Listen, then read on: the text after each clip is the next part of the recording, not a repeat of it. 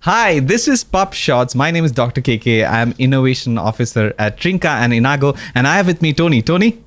Hey, I'm Tony O'Rourke. I'm a VP for partnerships here at Enago, and I work with publishers, with universities all over the world, and societies all over the world. Right. So, Tony, for people who have joined in for the first time, or exploring this, PubShorts for the first time, could you explain a little bit about Trinka, Enago, and PubShorts?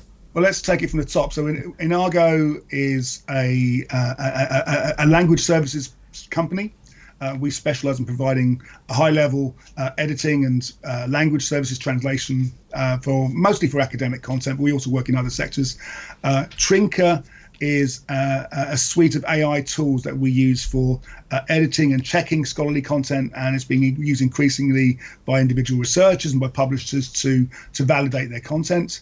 And actually, tell me, what's this? What is PubShorts? For those people who haven't seen PubShorts before, KK, how would you describe it? Well, Tony, you and I have been having conversations about the latest news from publishing technology, language technology, AI, etc., which everything in the field of academia. So we decided to take it online, and we have an episodic live streamed show on YouTube and LinkedIn. We go live, but you can also find shorts of it in all social media. Just search for Trinka or Enago or PubShorts, and you'll find us there. And we try to keep it light. We talk about publishing and news, but we also try to keep it light. You'll get snippets of Tony's and my lives, our shared interests, like for example our passion for guitars, etc. But the main thing is news about publishing. Cool.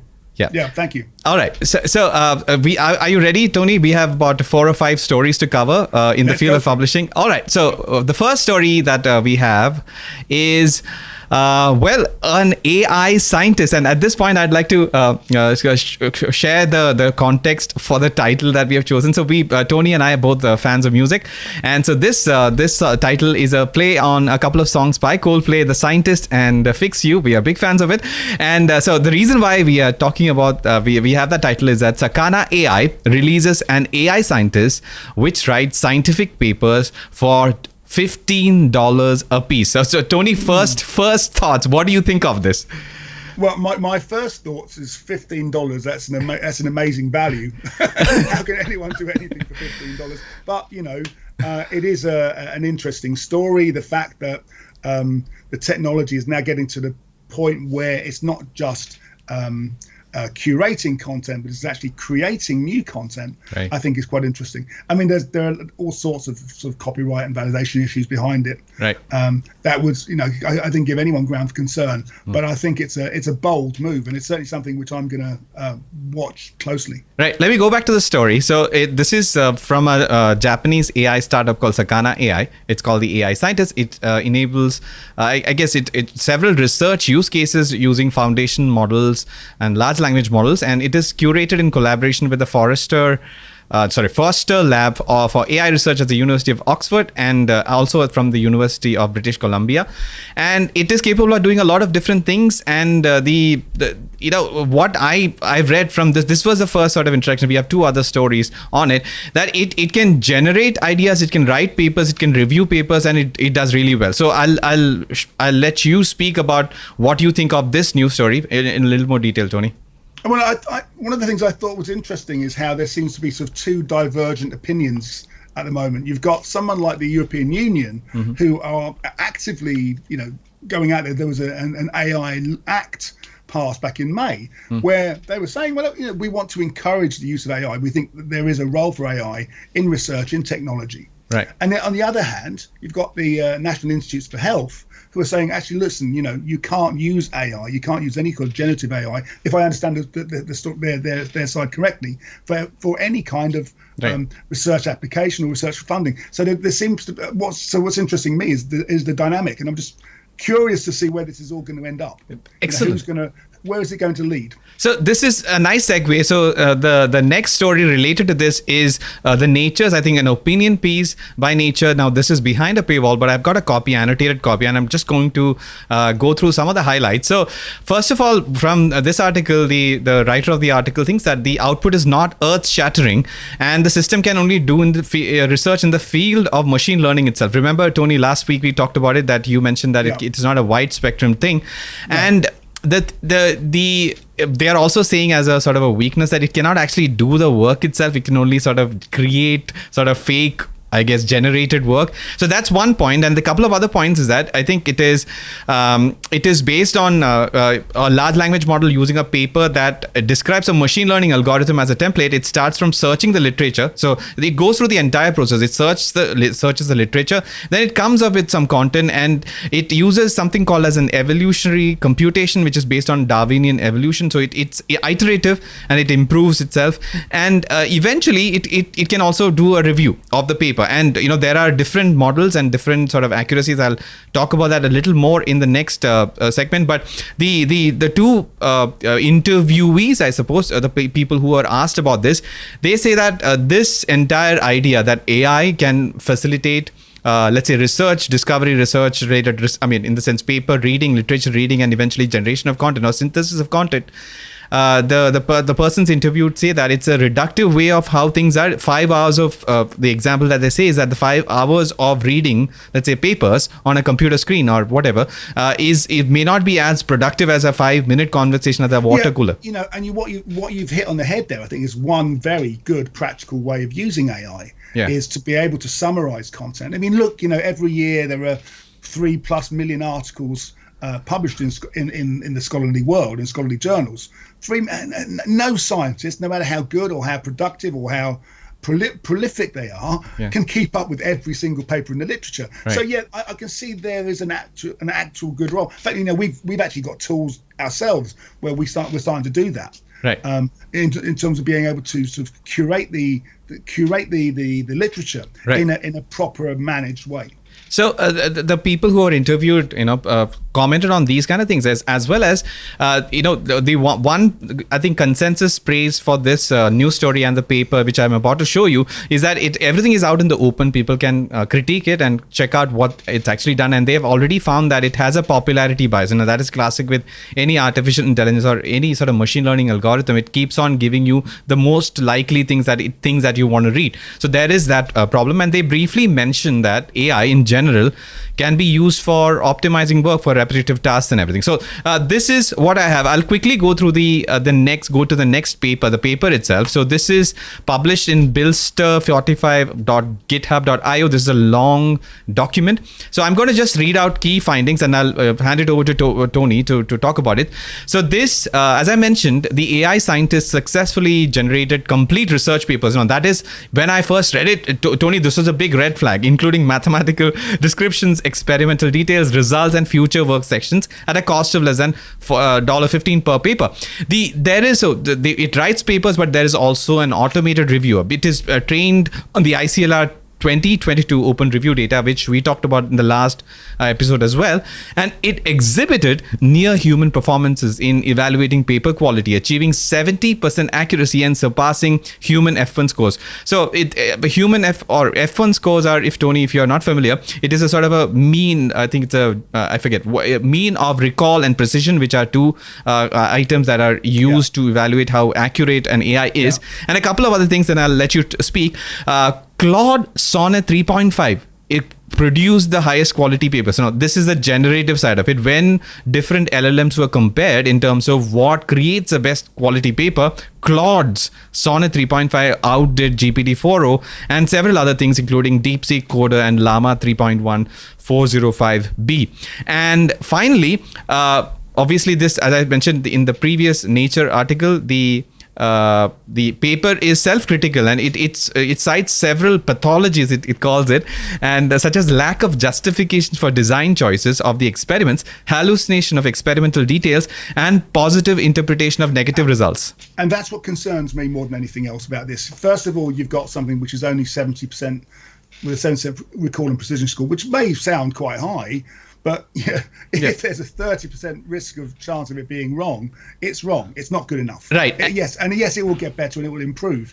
But the fact it was demonstrating, it was hallucinating content. It was giving false positives or maybe giving a positive interpretation of a negative results. To me, that's not moving the science forward yet. And also, if I'm honest, look, this is computer scientists talking to computer scientists. If there's one space where I would expect this sort of research to be happening, it's within computer science. Right. and I'm sure they've been doing these experiments not just recently. The experiments have been going on for some time, so that you can see the quality improving. But the very last thing in this, on the key findings, I think really highlights, Yes. where we are, is that what this highlights is, yes, there is a role for these AI tools, but it highlights a need for human intervention and for expert guidance. Excellent. I mean, this is you summarized what I wanted to get to anyway.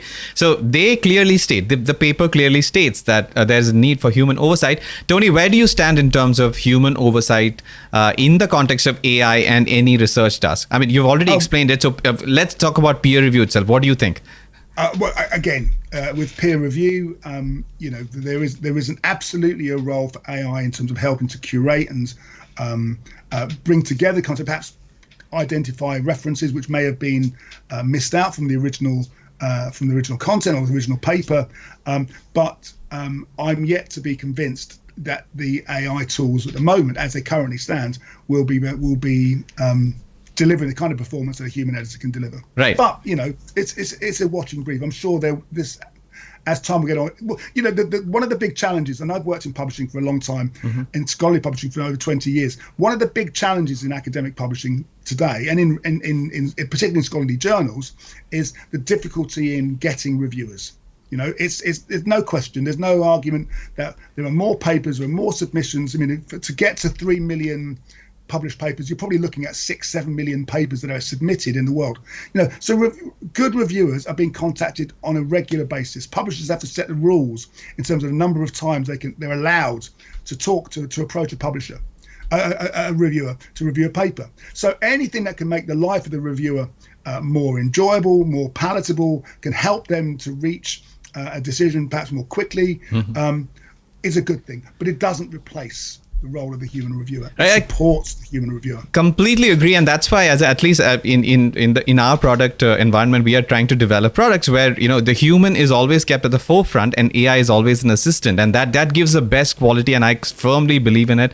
And we are hoping to come up with products that will help all stakeholders in the publishing ecosystem, also peer reviewers, soon enough with full security, data security, and privacy. Yeah. I mean, there is one thing where I'm sure AI now can perform a task in terms of if a publisher receives a million papers a year, 100,000 papers a year, it has to make a decision. Is this paper good enough for peer review? And there are a number of criteria that they have to bear in mind. So if one of the criteria is the research accurate? Does the tables reflect, or does the data reflect the findings? Is it using tortured phrasing? Is it using paper mills to create this content? Is there any AI being used to generate the content? That's where the technology comes in useful, to be able to screen content and to be able to identify possible misuses. Right, and before peer review. Yeah, and to add to it, I mean, technology has evolved. Large language models have evolved over the last maybe 2 years or so. So this is perfectly fine. What you described as paper screening, and AI is already mature. But what we are looking at, the future would be where there would be large language models assisting in a secure, ethical, maintaining research integrity. If helping peer reviewers and even journal editors to do their tasks at much higher optimization, efficiency, so that they can actually do, for example, peer reviews are not paid and they are doing voluntary work, so they can probably spend a lot more time on their actual research work and maybe less time, but maintain research integrity in the context of peer review. So this is the future. And if sorry to interrupt you, Keiko, I mean, if a publisher can provide a quicker result and still the same level of accuracy and the same level of rigor for a paper, particularly when they're launching new journals, new open access journals, for example, then it may be another reason why the researcher might want to consider that journal. If they know they're going to be published within 15 days or 20 days or 30 days, then perhaps it may take in other more established journals. Right. So this is excellent. You've already segued to one of our stories later, but we have to go to our next story, which is also in the field of AI and publishing.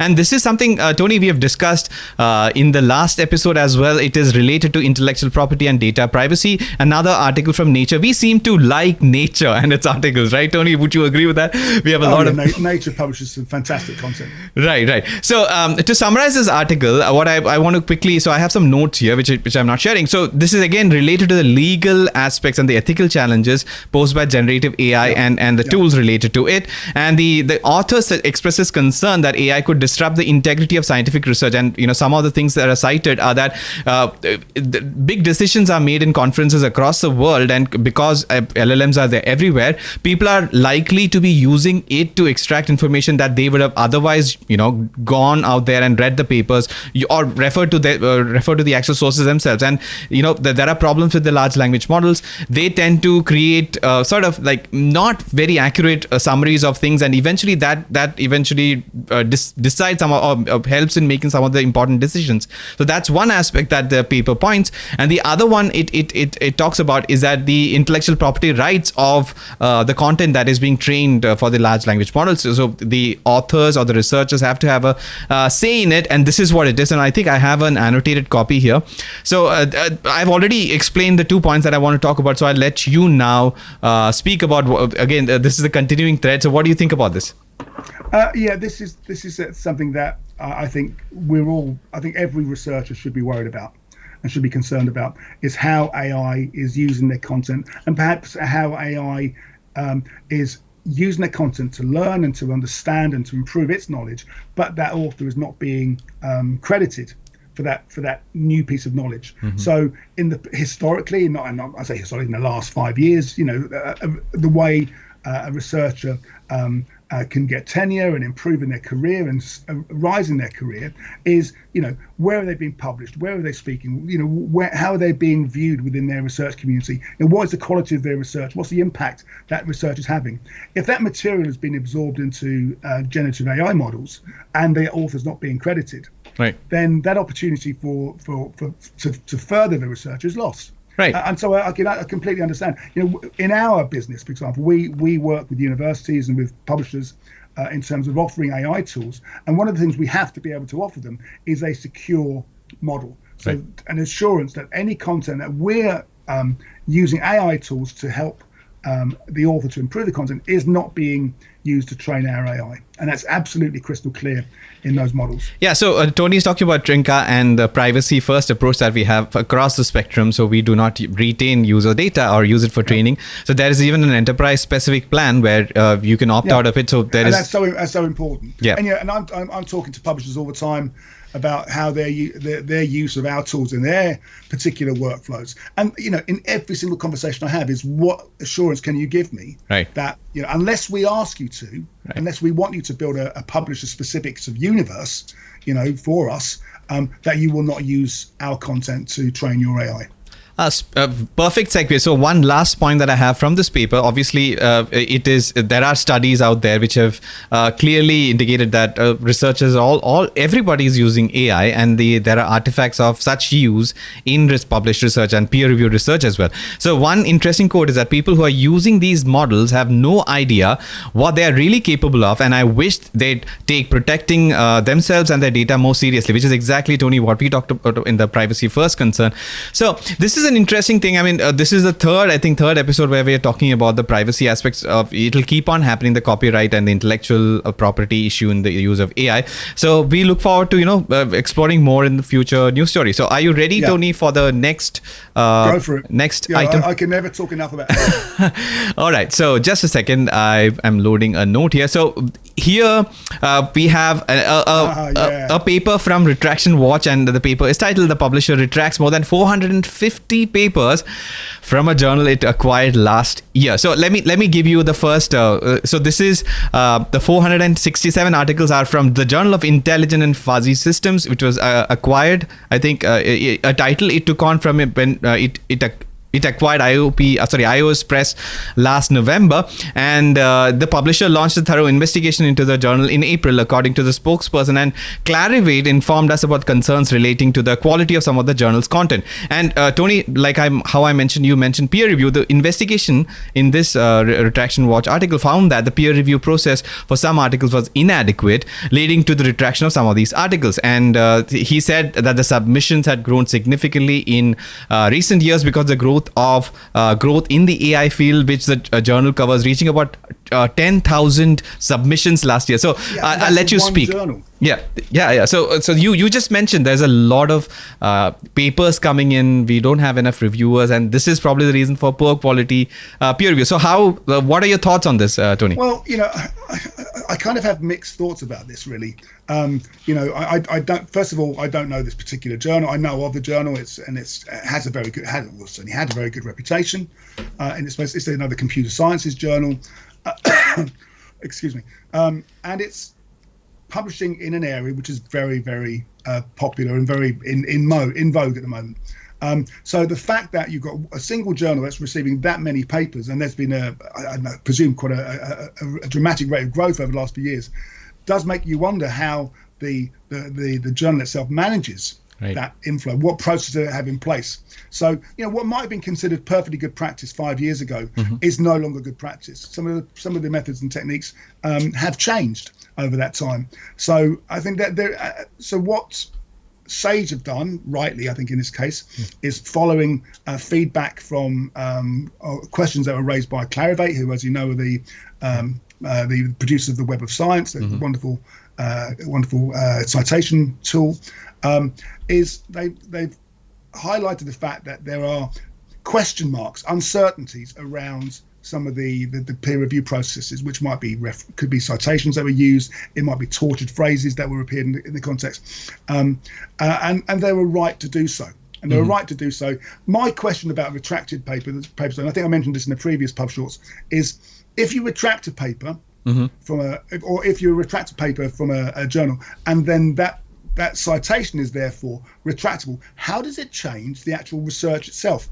If you've used that paper for your research, what duty, what right what should the author, the researcher, be doing to update their findings to reflect the fact that paper is no longer, or at least that paper's been retracted? Tony, you're giving me all sorts of segues for the next story, but we'll have to stick to this and finish it off. So the point of contact from Sage suggests that time pressure and the lack of responses from reviewers sometimes shifted decisions about manuscript to associate editors, and when they did trust the author, I would summarily remove them. This is what they're saying. So which is the right thing. No, this wasn't Sage saying this. This was the former editor-in-chief saying this. Right. He was absolutely right to do so. Right. Perfect. So you just mentioned we have another story regarding retraction. So I would say this isn't the first story like this. I mean, if you look over the last couple of years, you've seen major stories of retraction by publishers like Institute of Physics. Wiley did a major retraction, a series of retractions of papers earlier last year as well. Right. And I think you're going to see this continuing as the means to be able to identify certain integrity issues in the paper are improving. AI is helping to identify those tools, those issues. I can only see more of these coming out. Right. So Tony, I'm ready to move on to the next one because you've already given me, I think, 3 segues to the content of this paper. So I'll share the screen again. So this is another exclusive from Nature. It is titled "The Papers That Most Heavily Cite Retracted Studies." Now, this is done by a famous computer scientist. I may butcher the name, so I'll let you say the name first so that I can say it. Guillaume Cabanach. Guillaume Cabanach. Guillaume Cabanach. Okay, fine. So this is a review paper about ways to detect human illnesses. I mean, this is about this paper, which is a review paper about detecting human illnesses by examining the eye, appeared in the conference proceedings published by the IEEE, and 60% of the papers it cited had already been retracted. Now that's a high percentage, and this was spotted by Guillaume Cabanach. I think I hope I'm pronouncing it right. Good enough. All right.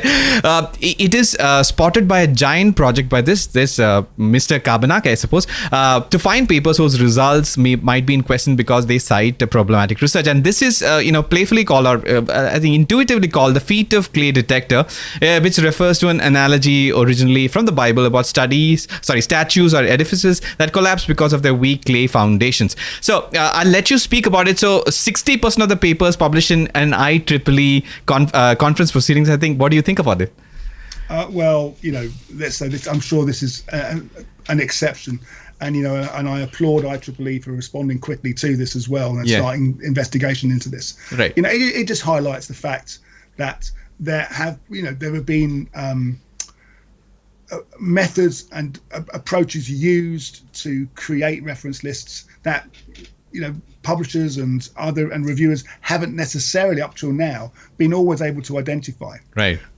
Conference papers also, to a certain extent, and at least in my experience, tend to have less peer review rigor than research papers, because they're not necessarily being peer reviewed. They're just a reflection of a paper that's given at a conference, and therefore don't necessarily go through that same level of peer review. Although you can see that changing with other publishers now, but introducing more rigor and peer review into conference proceedings. But I'm sure this is one instance, but it's not going to be the only instance. Right. This happened. So another interesting name for me to pronounce. So the IEEE Integrity Director Luigi Longobardi says that the publisher did not know about the issue until Nature asked, and they are investigating it further. And so the research integrity, Mr. Kabanak has already created software to flag thousands of problematic papers in the literature for issues such as computer written text, which is basically AI generated, or text disguised as plagiarism. Now, that's not the only. This is one example. I think in the feat of clay detector, this was the second topmost ranking. But there are so many other papers or let's say research outputs which have retracted papers.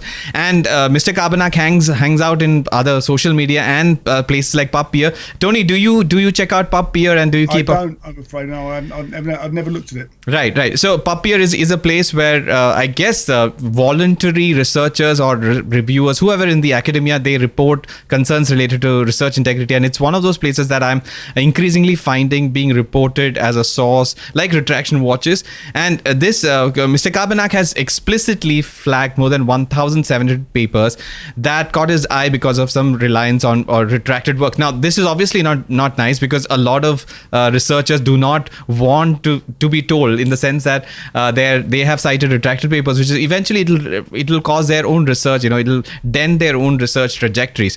So yeah, sure. I mean, yeah, and you know what? If I can insert a little advert break for a moment, we have Enago has, it's part of the Trinker toolkit. We have something called Reference Quality Checker, a reference quality report, and one of the reports we have to run is that retracted papers. Has this paper been retracted? So what we will do is we will let the publisher know, look, in this set of references within this paper, just to let you know and advise you that this one paper, two papers have been retracted. Right. What the publisher then does with that paper, with that information, is between them and the author. Does it fundamentally change the research? Does it fundamentally change the results of that research? I don't know. Right. But that's a conversation that the publisher has to have, and we and others are producing tools that will help highlight that. Right. And perfect. Again, Tony, you're getting very good at segues. So the consequences of such. So what should happen to the original research where the retraction has been cited? So I just will read out from the paper. Some researchers argue that retraction of references in a narrative review, which describes the state of research in a field, does not necessarily invalidate the original paper. Yeah, correct. Yeah, but when studies assessed by a systematic review or meta-analysis are withdrawn, the results of that review should always be recalculated to keep the literature up to date, says epidemiologist who was interviewed for this, which I completely agree, because if a lot of data sources are coming from a retract paper and we do not know the accuracy, then it can sway the results of a meta-analysis, etc. So I completely agree with this. And the last point, Tony, before I again hand it back to you, is that there are other tools like this. I think in 2016, some researchers from Oxford, UK, started designing a retractor bot. I see you smiling. Is there a reason why you're... Retractor bot is one of the best names for a retraction service I've ever seen. Okay, I'll give you that. I did not expect that. Okay, I thought you might know the people. So anyway, retractor bot, very wonderful name, which automatically notifies authors by email when a study that they have previously cited has been retracted. I think it's a wonderful thing. I would like to know more about this. I haven't actually researched on this, but maybe I can do this. So what are your final thoughts on the retraction scene, if explained in the Kabanak story? I think what this highlights, KK, is and we've been talking about AI for this, and every PubShorts conversation that we've had is the positive use of AI in terms of identifying issues when it comes to scholarly content. Right. Now, if perhaps a future application might be the AI then to perform the research within a particular paper and to do that redefinition, to do that reanalysis, that meta-analysis again, without using the retracted paper as part of its research findings. So I think there's all sorts of ways this is going to move forward. Right. So, Tony, we have come to the end of the stories that are directly related to publishing, but we have one other story, which is probably the biggest tech story as of the last 24 hours. Yeah. So I'm going to ask you. Apple. Yes, it is. It is about Apple. So, Tony, do you use Apple products? I don't. I'm afraid I'm a slave to the Android. So I had another question related to Android. Which brand of Android phones do you use? I'm a slave to the Samsung Android devices. Okay, so maybe 3 weeks ago, I think, if I'm not mistaken, Pixel phones had their latest iteration being revealed, and Pixel's phones are known for their AI-based photography. And currently, you cannot even call a photograph because you can do a lot of different things. You can put things in there, you can remove things from there. So, what is a photograph? Is a question. So, well, that's a good question. Before I joined you for this webinar, I was watching a live stream somewhere else, and one of the ads that came up was for the new Pixel phone. Yeah. And the fact that you can insert your face or your body into another picture to create a better picture as far as the photographer might be concerned. Yes, I mean, what's real? Right. So what is real? We do not know that, and we cannot. Probably it's a philosophical conversation beyond PubShorts. But anyway, we might be in a simulation. So I try to keep myself sort of on my toes in the sense that I have both Macs. Currently I'm talking to a Mac, but I also use a Windows computer. I have Androids and iPhones. I have two phones set up, and because the Mac and the, let's say, Apple devices in my life are primarily because of my musician, whatever task that I need to do, it's much easier to do it on those. So now I'm shifting to the story. This is the Apple's latest event yesterday. As of yesterday, it is called Glow Time. They announced the latest Apple phones, the Apple iPhone 16 series, and these are the first iPhones that are dedicated for AI, what Apple is calling as Apple Intelligence. For in the context of publishing, this is the most important thing. So they had already announced Apple Intelligence in the WDC a few months ago, and so this iPhone 16 has been designed for Apple Intelligence from the ground up. And there is one more. Yeah. So what it does is that it surveys inboxes with summaries surfacing for emails and notifications alerted to provide summaries, as well as with priority notifications elevated to the top of their stack. So now we've talked about Pixel phones doing a lot of, let's say, image manipulation. Now we have the most popular phone in the world doing summaries and inboxes. So what is the future? Potentially more dangerous, or is it better? All of these are going to make access to these tools is getting wider and wider and wider. And listen, applause to Apple for reinventing the definition of AI to Apple Intelligence. All credit to their marketing people for doing some fantastic work.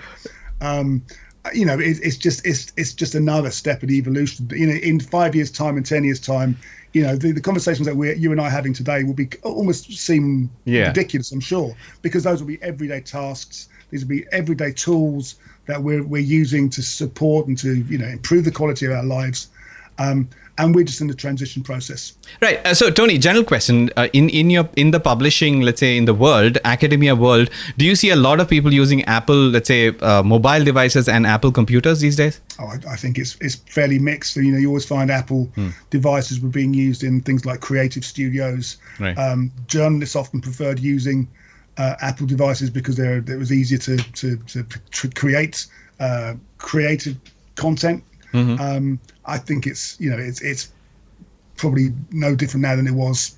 Right. So so Tony, you know that I do some speaking, workshops for researchers across universities across the world. So when I go to some of these, and I'm surprised to see the amount of mixture. They use Chromebooks, they use Apple MacBooks, they use Windows laptops. So the fact that Apple natively is providing them with some useful and secure. Apple is very keen on security, just like how Trinka and Enago are in terms of data security. So from that point of view, I'm happy, and I'm excited to explore this. I don't know when the latest iOS is going to arrive on my phone, which is a dated iPhone. But on this note, I think in the first episode, I think we talked about Gemini Polish, and Tony, you said that you will ask me how my experience has been. So I tried it. How has your experience been? I cannot try it because it is only available for, I think, Gemini Pro users. I have not subscribed to Gemini Pro, which is an expensive package for me. So I haven't done it. As in, I haven't explored it. All I know is that it is only available for select users in the Google ecosystem, as well as for select, I think, devices and plans, etc. Yeah. So I'm excited to check out Apple, and I'm planning, Tony, the next Android phone that I'm going to get, thanks to recommendations from somebody who you interact with regularly, is a Pixel phone, and I'm hoping to see how, at least on my mobile device, how Google has reinvented, let's see, photography and summarization, etc. So that's for another day. I'll be interested to hear. Yes. And Tony, I know that you are about to go on a big long drive for the ALPS conference. So could you explain what the conference is and what you're looking for? Part of my role is to meet with publishers and to meet with professional societies. Mm-hmm. So this week is one of the, I think, premier events in the world of scholarly publishing, which is the ALPSP annual conference, which this year again takes place in Manchester. I think it's the third time it's taken place in Manchester in 3 years. Right. ALPSP stands for the Association of Learned and Professional Society Publishers. Full disclosure, for a number of years I was on the board of the society, but no longer. And it's a premier event for bringing together the good and the great of academic publishing, particularly in the world of journals and books. And are you looking forward to any sessions? I'm so busy. I'm not sure which sessions I'm going to go to. I know there's always a session on AI. There's always a session on open access. So I'll try and get to those AI-based sessions. But the thing I'm most looking forward to is my 200-mile drive each way, so I can get my audiobooks done in that time. What do you drive? I just drive a General Motors car. It was a General Motors car. It's a Vauxhall SUV. Okay. And I'm not a motorhead. Okay. Cars get me from A to B. Right. So the last time we talked about a city, I think it was Boston and the record shops. So are there record shops in Manchester? There are. I'm not going to have any time to go to them, but there are some fantastic record shops in Manchester. Yeah, Piccadilly Records, and there's a whole bunch I've been to many times. But, right. No time this time. Right. And you mentioned audiobooks. What books are you reading or listening to? Well, the book I listened to most recently is I particularly admire this guy. There are two David Mitchells in the world of publishing. There's David Mitchell, I think he's a crime author. I'm not sure. And there's also a comedian and entertainer called David Mitchell in the UK. He's I think he's Oxford, Cambridge. Certainly is a very well-educated and an intelligent man who wrote a book called Unruly, which is it's kind of a slightly light-hearted but very informative look at the kings and queens of England from pre-Norman conquest, from the earliest kings and queens in the 4th and 5th century right through to the present day. Right. So that's absolutely fascinating and very funny. What are your favorite genres in general for reading? Historically, I used to read a lot of science fiction, being a bit of a sci-fi nerd. Oh, really? Yeah, sort of Asimov and Heinlein and all those guys. But most recently, I spent a lot of time reading books about music biographies. I have a very large collection of, a reasonably large collection of music books, over 500, right? And on different aspects of popular music. We have to talk more about biographies, because I just read, I think, Bob Dylan's anthology. I think. Oh yeah. Patti Smith, a couple of books. Yeah. So interestingly, I'm a big science fiction nerd. I also read literary fiction and everything, but science fiction is my primary go-to, and I also read books. I'm reading a Ray Bradbury, I think, a biography right now. So to keep myself into, I'm an aspiring writer. Science fiction and magical realism and literary fiction are my focus. So I just finished reading a new science fiction author. He's called Charles Stross, and the book is called Glass House. It's a Scottish author. I'm mind blown by the concepts, and I've already sort of purchased a series of books by him. There's another book, Tony, that I'm reading. It's called The Snow. And let me just get the name of the author right. It is by Adam Roberts, and just a little teaser. It is set in London, and it is set in a I guess a future where there has been a snowfall which has not as it's continuous Hasn't snowfall. melted. No, for many weeks and months, there's just a steady snow, falling, and like 10, 20 feet of snow, and people are walking across rooftops of London buildings and discovering ways to survive. So exciting times for me. I mean, set in London, and I'm discovering new things thanks to a book club that I'm a part of. So anyway, that's it. When it snows in London, everything stops. I can imagine. I can imagine what his inspiration was for writing the book. Right. So anyway, that brings us to the end of the episode number 3. The will the scientist fix your research? So is that a question that we can answer, Tony, right now? No, I don't think we can. I think it's a question we're going to keep asking ourselves. Right. Can I just say for those of you attending this podcast, listening to this podcast, I hope you find it interesting. If you've got any subjects or topics you'd like us to discuss, please feel free to reach out to either KK or me, or just to enago.com, and we'll be happy to consider those topics for future podcasts. Right. As Tony said, you can find us on all sorts of social media platforms. Just search for Enago or Trinka AI. We are on Instagram, LinkedIn, Facebook, Twitter, I think TikTok and Weibo and WeChat. A lot of places. Everywhere. Yeah, if we just let us know. And Tony, if suppose somebody wants to drop a line, where can they find you on social media? They can find me on LinkedIn. They can find me, and they can drop me an email at tonyo@enago.com. All right, and you can find me I'm primarily on LinkedIn and on X right now. It's earlier it was called Twitter. You can search for my full name, and I'm generally hanging out there. But you can also write to me by email. You'll find the emails on LinkedIn profile. So Tony, that brings us to the end of PubShorts episode 3. Any parting thoughts? Apart from the fact I need a cup of tea, no. Okay, so I'll let you go get a cup of tea. So this is for everybody behind. There's a huge team that supports us to create such content. So on behalf of everyone, behalf of Tony, this is Dr. KK signing off for PubShorts episode 3. Will the scientist fix your research? And I will see you in the next episode. Bye, Tony. Bye.